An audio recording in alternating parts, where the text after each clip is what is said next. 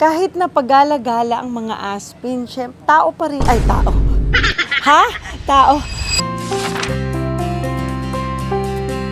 Siyempre, uunahin ko ang maayos na kalusugan ng pamilya ko. Kasi hindi ko kakayanin talaga pag isa sa amin may nagkasakit. And kung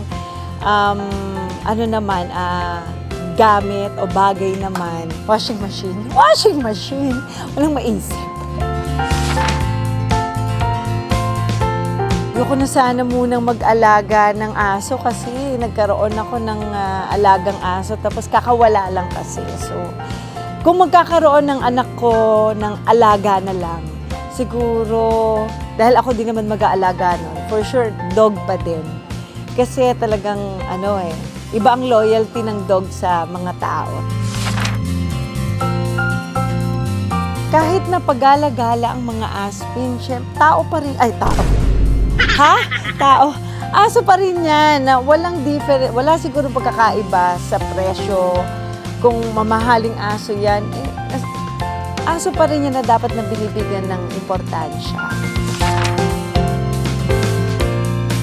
Yun nga, yung wish ni Miss Cara. Magkaroon ng contentment. Siguro, kung kontento ka na kasi sa kung anong meron sa'yo, siguro marami kang bagay na hindi mo na gagawin pa. Lalo na kung ang gagawin mo mapasama o kung ano man.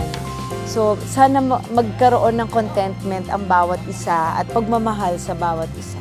Panoorin niyo po ang aming episode, #MPK Birthday Week.